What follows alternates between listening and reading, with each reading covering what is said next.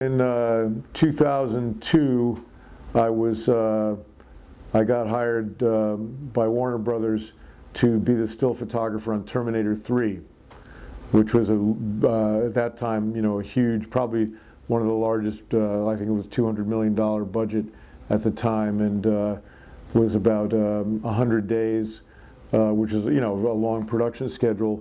And so toward the end of that, I got a call that Jerry Bruckheimer and Michael Bay were doing Bad Boys 2 in Miami, and they wanted to hire me as the photographer.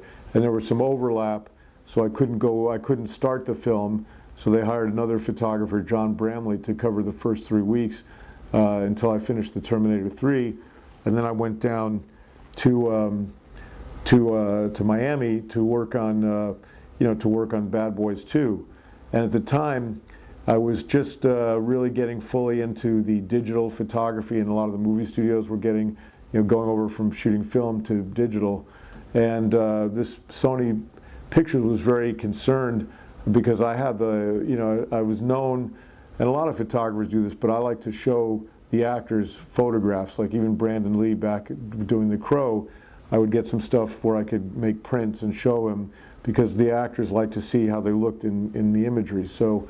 But Sony was very concerned about leaks and publicity with digital photography, and they wanted me to shoot like half in film and half digital, whatever. But by that time I was already really fully over to digital. So as I said, I came into the Bad Boys 2 about 3 weeks into it, and the second day I was there, I had printed up some stuff that I'd shot digitally of Will Smith, and I said to him, I said, Will, I'm not really supposed to show you this stuff. Sony doesn't want me to show you, but you want to see it. And he really liked what he saw, those first few prints. So the next day, he sees me walking around with a little FedEx envelope, which is where I carried my prints, and he goes, "Hey, Robert, you got any of those prints you're not supposed to show me?" And so, we struck up a relationship there where he liked my work, and so at the end of Bad Boys 2, he said, I got some other things coming up I'm going to use you for. And it took a little while, so that was probably into 2003. In 2004, he was recording a new album called Lost and Found, and he said he wanted to use me for that. But also in the fall of 2004, he hired me to come out to his house and spend the afternoon there and do family portraits, which was a great thing.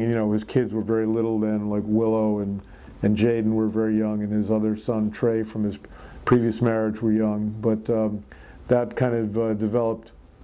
And then, so I did I shot the album cover for the Lost and Found album. And that was a great experience, because that was like an all-day photo shoot, and we had probably like 30 crew people there, and we did some stuff in the studio in downtown LA and stuff outside and stuff on the rooftop of this parking garage with the LA skyline. And I remember my agent at the time, I had an agent, and she was hanging out there, and Will was telling the executive from Interscope Records, he said, Robert Zuckerman's the only photographer on the planet that I'd spend the whole day in the photo studio with. So it was, that was nice feedback. Then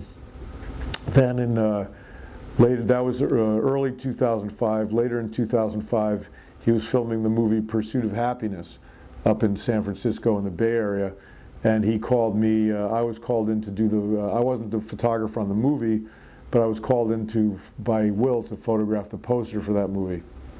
So that was, over the years have done some good things. And then in 2010 through 2011, he was filming Men in Black 3, and I got hired to go. I was, again, not the photographer on the movie, but he was creating his personal archives, so he hired me to go on the set and make photographs just of him for that purpose.